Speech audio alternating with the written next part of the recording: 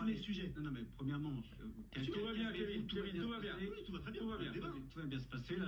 Je sais que vous avez une tenue militaire là aujourd'hui. Je sais que c'est peut-être pour célébrer quelque chose, mais très clairement, tout va bien se passer. On peut dialoguer tranquillement. Qu'est-ce que vous insinuez là? Qu'est-ce que vous insinuez là? Parce qu'il insinue, hein. Ah non, mais qu'est-ce que vous... Non, allez au bout. Allez au bout. Et assez virulent dans son mode d'expression. Moi, je discute, je répondais à madame qui parlait de 39 Non, mais répondez, allez au bout de ma tenue vestimentaire. Allez au bout, je vous ai posé une question de ma tenue vestimentaire. Et que vous avez un style qui est assez... J'allais fêter quoi? Qui est assez virulent. Vous avez dit que j'allais fêter quelque chose. J'allais fêter quoi? Qui est assez virulent. Voilà, c'est tout. Non, mais là, vous avez dit, je viens pour fêter quelque chose. Je vous faites quoi? Et monsieur, encore une fois, oui. si vous voulez aller au bout des choses, merci, voilà. Si vous voulez que je vous recite le tweet de monsieur Mélenchon aujourd'hui pour célébrer le 7 octobre, je le trouve dégueulasse. Voilà. Vous avez un parti qui a eu des propos dégueulasses, particulièrement depuis le 7 octobre.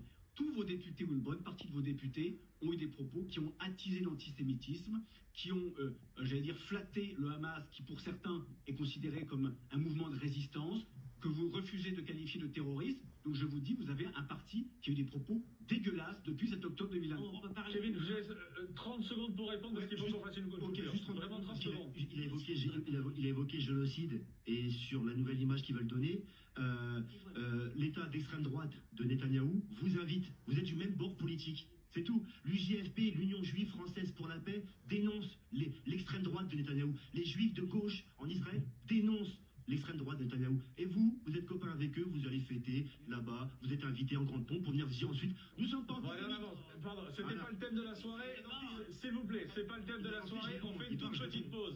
Non, on fait une toute petite pause. On va se retrouver dans un instant. Tout va bien, c'est le forum, c'est le principe.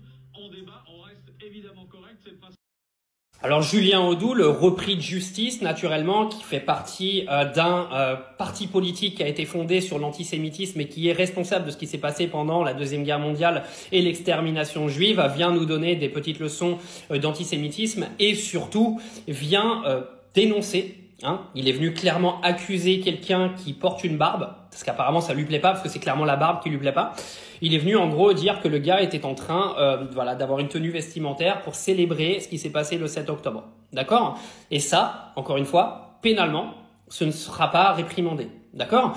Donc, si on avait sorti l'inverse, d'accord? Si ça avait été un juif avec une kippa qui aurait parlé et à qui on aurait dit vous êtes en train clairement de fêter les morts à Gaza, on aurait accusé le mec qui accuse d'antisémite et en gros il aurait été placé en garde à vue demain matin. Les propos de Julien Audoul sont absolument scandaleux, ils doivent être réprimandés par la loi encore une fois, mais c'est un habitué de toute manière. Je pense que son casier judiciaire arrive à un moment va être aussi plein que les couilles à bris. Pardon, j'ai dévié. Mais ça continue, ça continue. Le Rassemblement national, qui est un parti de haine, aujourd'hui fédéré par 11 millions de racistes dans ce pays, et le mec il vient sur BFM TV pendant un débat vous venir dire qu'un mec qui a une barbe était en train de fêter la mort des Juifs du 7 octobre. Mais il y a rien qui se passera en fait. Il y aura pas de sanction pénale, rien du tout, parce qu'en fait accuser des musulmans aujourd'hui est devenu une banalité. D'accord, ce n'est plus un délit. L'islamophobie n'est plus un délit, l'arabophobie n'est plus un délit, c'est devenu une opinion positive dans ce pays de merde.